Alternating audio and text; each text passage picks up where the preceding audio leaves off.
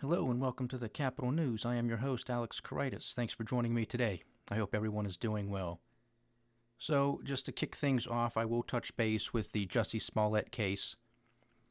So, Jussie Smollett was arrested. He did turn himself in. This wasn't a Roger Stone moment where the FBI kicked down the door to arrest a 60-some-year-old man. He was given the opportunity to turn himself over to the city of Chicago, and he did. And he was later released on $100,000 bail. The police chief gave a very informative news conference and briefing, and I think he summarized the whole case very well. So I suggest if you haven't seen that, I'm sure you can find it on YouTube, or I'm sure many of your local news stations have had that covered. What we did come to find is, and this really doesn't make any sense to me whatsoever, but one of the reasons he did this was because he was upset with his salary with Fox. You scratching your head too? I don't know what this means. You're upset with your salary, so you stage a hate crime. I'm having a very difficult time sort of connecting those dots. I don't know if it was supposed to be, well, hey, Fox, look, man, I knew I was going to get beat up. I knew this was a hate crime. I'm a victim of a hate crime. You have to feel sympathy for me, and since you feel sympathetic towards my cause and towards what happened to me, since I'm a victim of a hate crime, well, I guess you have to increase my salary. That's the only, I don't even know if you want to use the word logical conclusion one could make, if that's really the decision behind Jussie Smollett's rationale to stage a hate crime. It just does not make any sense. But, he has some serious questions to answer. He's going to have a very serious trial. I don't know how tough the prosecution will be on Mr. Smollett. But from what I gather, if they do throw the book at him, he could be facing up to 25 years in prison. I mean, that's no small order. You obviously have the falsifying of a police report, submitting a false police report, sending himself a letter with crushed up Tylenol or aspirin through the Postal Service, which now gets the feds involved. So that puts him into deeper water if they so choose to pursue. So that's why he could be facing up to 25 years in prison. I think that would be a stretch, but who knows? Maybe they want to make an example out of him. I mean, this really is no joking matter. It's very serious. I mean, especially in a city like Chicago, they have enough problems as it is with their crime rate, with gangs, with drugs, and a whole slew of other things. So a lot of detectives and police personnel were tied up in this case when they could have been out on the streets helping people who really needed help. So if they go and choose to make an example out of Mr. Smollett, I wouldn't be surprised. And at the time of this recording, I still believe Mr. Smollett is still employed by Fox. I said in yesterday's podcast he should be fired. He should have been fired immediately. A lot of people are fired for a lot less. This is not good for the reputation of Fox. This isn't good for anybody. It's not good for anybody. And I hope Mr. Smollett is ashamed of himself. But moving on to some other news. Not a whole bunch of news going on. Well, there's always something, but nothing breaking here in the U.S., so let's maybe head across the pond and focus on some stuff in regards to Brexit. And if time permits, maybe we'll also touch on some things regarding the Yellow Vest riots and protests in France. But first, with Brexit news, here is an article from Bloomberg. Let me read some of this to you. The European Union expects UK Prime Minister Theresa May to be forced to a 3-month delay to Brexit, 2 EU officials said. Discussions between the two sides suggest May will ask for an extension to the 2-year negotiating period if the British Parliament backs the Brexit. But it isn't signed off on until an EU summit on March 21st, 22nd. That is emerging as the EU's current plan. The EU sees this as a technical extension to give British Parliament time to pass necessary legislation related to its departure from the bloc. Anything longer than the 3 months would put the UK under pressure to take part in European elections on May 23rd through 26th, something that both sides are keen to avoid. May is racing against the clock to change a controversial part of her deal known as the backstop, in a way that would be acceptable to both the UK Parliament and the EU. However, with just 5 weeks to go until the UK's scheduled departure from the EU and talks at an impasse, ministers and lawmakers in her own party are threatening to vote against her next week to give Parliament control of the process. The Prime Minister has repeatedly spoken out against a delay, saying she wants to take the UK out of the EU as scheduled at the end of March. She's never completely ruled it out, however. Any postponement would have to be requested by the UK and accepted by all the remaining 27 EU governments. EU officials say the 3-month extension would happen under their most optimistic scenario. The risk remains that the UK could leave the bloc March 29 without a deal. Alternatively, May could be forced to contemplate a longer delay if she can't get backing for the agreement. Chancellor of the Exchequer, which is akin to our U.S. Treasury Secretary, Philip Hammond, issued another veiled threat Thursday to quit the government if the UK ends up hurtling into a no-deal Brexit, while 100 moderate lawmakers in May's Tory party signed a letter warning they'd vote against her to force her to delay Brexit and take no deal off the table. The Prime Minister was also reported to have been put on notice by 4 cabinet ministers that they're prepared to vote for a motion to effectively prevent a no-deal departure. UK and EU negotiators are continuing talks in Brussels to find a legal guarantee that the backstop arrangement preventing a hard Irish border, contained in the divorce deal, would apply only temporarily. In their letter, the 100 lawmakers said they were considering backing a move coordinated by the Labour Party's Yvette Cooper and Tory Oliver Letwin to force a delay to Brexit if there isn't an agreement. They are expected to put forward an amendment to May's motion in an attempt to extend Britain's EU membership beyond the end of March. So here you have it, folks. This Brexit drama saga does not end. We have a quote-unquote hard deadline, March 29th, 2019. It's a little over a month away. There's still no deal in sight. If you recall last month, Prime Minister May, her deal that she did have was shot down by UK Parliament. Following that dismissal of her deal, she then had to deal with a vote of no confidence. She did, however, win that and obviously is remaining the Prime Minister of the United Kingdom.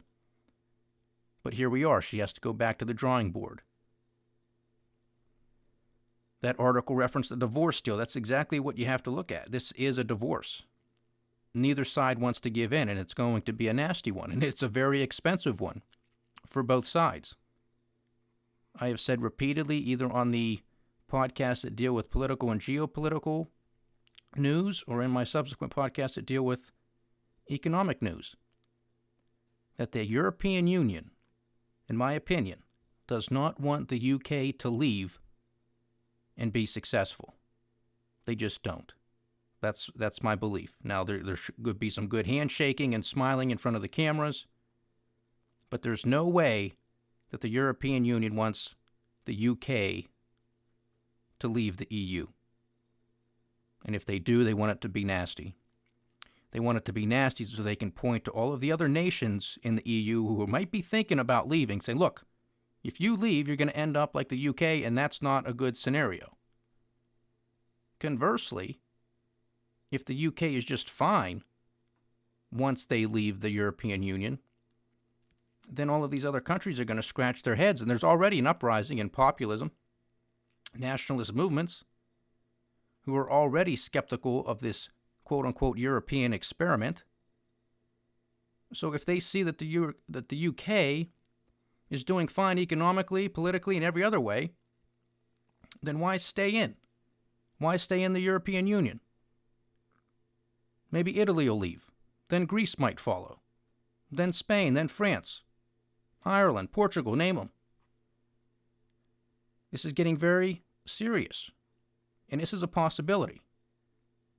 I've definitely spoken on the economic podcast that I would not be surprised if the European Union disintegrates, and I would not be surprised that in a short period of time, let's say 5 years, if the currency, the euro, if the euro did not exist in 5 years, I would not be surprised.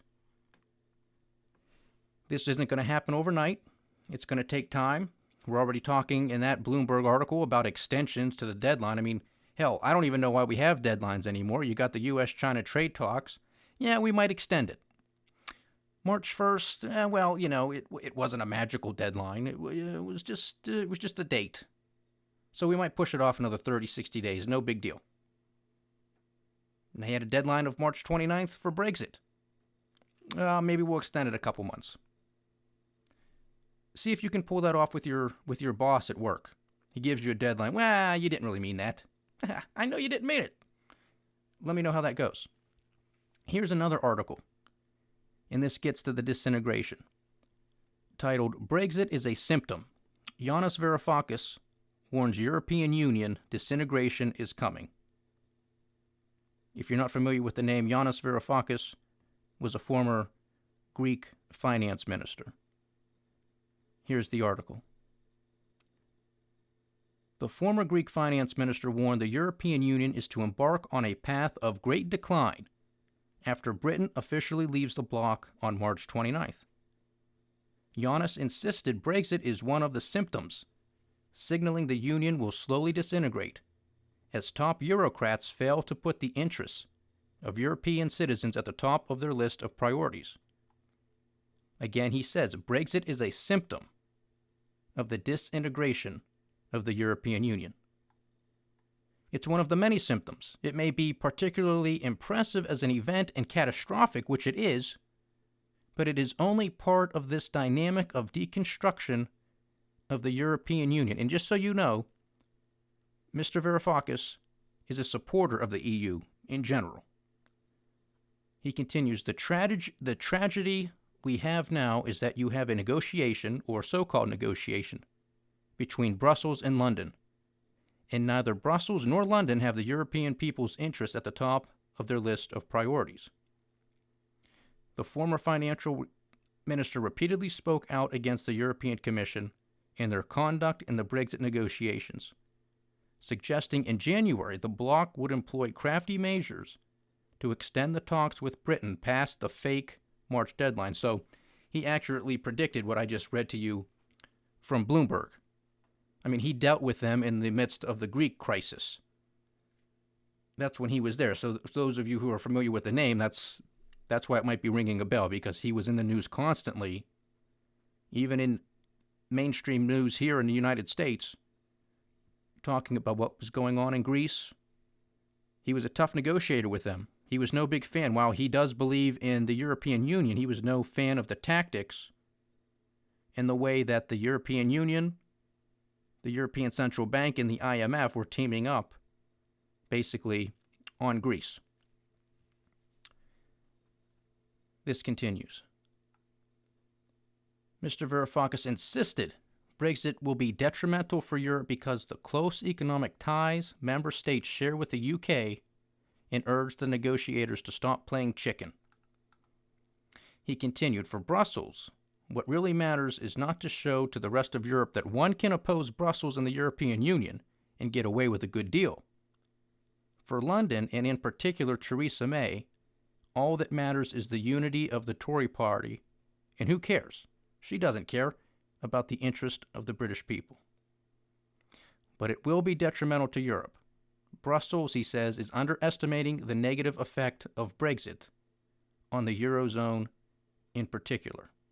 Let's not forget, he continues, that the Eurozone has a trade plus of 145 billion euros with the United Kingdom. Playing chicken with London is not a good idea. And lastly, he says, nevertheless, I don't believe in the Armageddon Project Fear scenario, that after a hard Brexit on the 29th of March, we are going to have a sudden implosion. Now, what he's referencing to on a hard Brexit would be if there is no deal, and come March 29th, that's it. That's it. This divorce is finalized, you're gone. We don't know who has the house, we don't know who has the cars, we don't know who has the kids, but it's over. It's over and done for. So because there's all of that uncertainty, that's sort of what's driving a lot of this fear-mongering. I talk about it in the economic podcast with the Bank of England, lowering their GDP forecasts, standing at the ready to lower interest rates if they have to, anything to stimulate the UK economy. So I think, as in most situations, there's always a lot of fear-mongering. You have to remember, the UK survived World War I, they survived World War II. The British people will be okay. They will be okay. Is this going to be a perfect scenario? Whatever happens, deal, no deal, something in between? No. This is not going to be perfect. But they will survive. And I think over the long term, they will thrive. That's just who they are as the British people. I mean, remember that saying? When they were an empire, the sun never set on the British Empire. Think about that. They were a small island in the North Atlantic. They had land everywhere on this planet. Everywhere. The sun never set on the British Empire. That's an amazing thing if you think about it. Now, it's not necessarily a good thing how that went about, but I'm not going to go down that rabbit hole. So the British people will be fine. Is there going to be some short-term pain because of all of the uncertainty and volatility that's going to exist? Absolutely. Absolutely. But what are we saying here if the fear-mongers actually are true? Are the German people going to stop trading with the UK? Highly unlikely.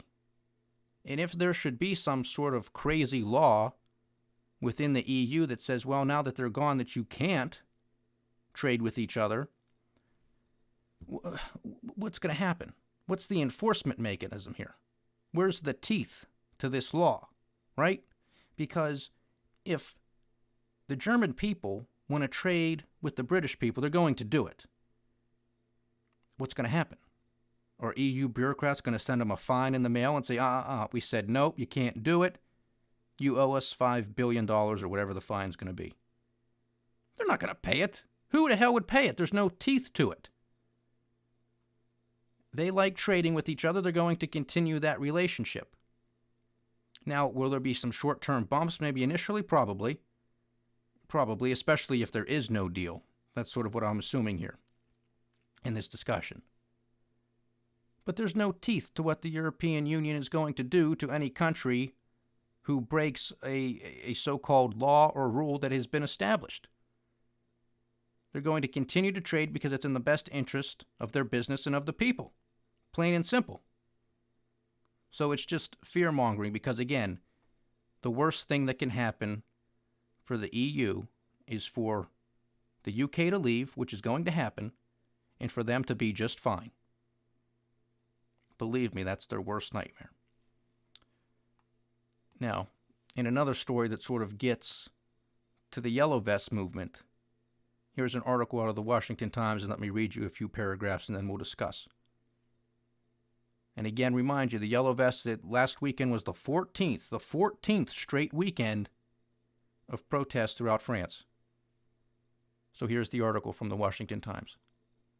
With anti-establishment Yellow Vests protesting in the streets in Paris, and anti-immigration populists energized across Europe, French far-right leader Marine Le Pen is banking on far better results for her party and its fellow Eurosceptic allies in EU parliamentary elections this spring. Talking to a small group of reporters on Friday, Ms. Le Pen, who heads the renamed National Party, insists the political winds are shifting across the continent. She said the May elections will profoundly shift the political balance in the European Union as voters grow increasingly disillusioned with globalization and what she sees as its failure to bring economic benefits to ordinary people. The nationalist parties, the patriotic parties, the parties that want less European Union and are critical of the EU, will record far better results than 5 years ago. Will it be enough to form a majority in the European Parliament? She says, I don't assume anything. But the way the European Parliament works, the way the European Council works, will be upset by this powerful upswing. So, for those of you who may not be familiar with this protest, again, it's on its 14th weekend. If it continues this weekend, it'll naturally be its 15th weekend. It all started with what we were told was opposition to an increase in a fuel tax. That was a bunch of hogwash. That was people trying to throw water on what they saw at the time as just a little flame. Everybody's just a little upset. It's just another tax on a fuel, on a gasoline. They don't like it. Okay, they're protesting. We'll acquiesce, which Macron did, but that wasn't enough. And it wasn't enough because that wasn't the real reason. It may have been the final straw that broke the camel's back, but it was not the only reason that all these people over the entire country of France got out on a weekend to protest and have been doing so for 14 straight weeks. It has to do with the fact, like I talk about all the time on the Economic Podcast, that there is income inequality. This goes to the money printing. This goes to the fiscal policies and the monetary policies of countries the world over. This goes to the socialist governments that have been voted for year after year after year, particularly in France, for policies that are unsustainable. Now the people are realizing that they were unsustainable. They voted for this stuff. Now they realize, well, how the hell are we going to pay for it? The bills come and due. We have some people doing very, very well, and there's a lot of people not doing well at all. Again, I'm not here to demonize people who do well, but I will demonize people who do it fraudulently, or because they're well connected to government officials, or because they get to deal with all of this newly printed funny money out of thin air. That I have a problem with. And that is something that a lot of people have a problem with. And that's why you have protests, not only in France, but all over the world, really, because you have nationalist movements all over the place. Now, if you're in the U.S. and really almost anywhere, they obviously want to tag that word nationalist to a Nazi. What you have to remember is the Nazis were socialists. They were national socialists. Okay? If you're a nationalist, by definition, you're just putting your country first. I have no idea what's wrong with that. Especially if you're a politician running for office. You're supposed to put your country first. You're in the United States of America, it should be USA first. Not China first, not Japan first, not the UK first. America first. And likewise, if you're in the UK, Theresa May should be putting the British people and the people of the United Kingdom first. End of story. There isn't anything to debate. But nevertheless, there is populism. And there's populism because of the reasons I had just mentioned. You have political divide. When you're talking, obviously the theme of today's show has to do with Europe and the European Union. People are tired of giving up their sovereignty to a bunch of no-name, no-faced bureaucrats that they don't really see, that they don't really know, who pass laws that they have to abide by. They relinquish their sovereignty. They give it to these European bureaucrats. They get rich. The people get poor. Is it any surprise that they're out in the streets for 14 straight weekends in France saying enough is enough? Then I came across a poll where Emmanuel Macron, the president of France, his popularity has increased despite all of this. You know where it stands? It stands at 27%. 27%. So for all of the people out there who might be listening who want to bash President Donald Trump, at least that man, despite the negative coverage he gets here, which is nonstop, he's at 50, 51, 52. Of course, he'll tell you. He'll always tell you if it's 50 or above. So for everybody who thinks that Emmanuel Macron, the darling of the European Union, is fantastic, and that's the model for the rest of the world, it's 27%. 27%. That's closer to what we have here in Congress. I'm going to have to look at some recent polls to see where Congress stands. I wouldn't be surprised if Congress, their approval ratings is in the single digits. That's where it belongs if it isn't. But That's where we stand. That's the news across the pond. I've said it time and time again. If the EU disintegrates, I will not be surprised, and you shouldn't be surprised either. If the euro no longer exists in 5 years, you shouldn't be surprised. This is what happens when you have centralized power. When the top starts to crumble, everything else comes down. It's plain and simple. It's highly predictable. Can you kick things down the road? Absolutely. Absolutely you can. But the piper always wants to be paid, and he always gets paid one way or the other. Thanks for joining me today, ladies and gentlemen. It was a pleasure having you. Please like, share, subscribe. Check out my channel on YouTube. Check out thecapitalnews.com. That's thecapitalnews.com. Of course, capital with a K. Hope to see you here next time. Thank you so much for joining. This is the Capital News. I am Alex Karitis. Godspeed.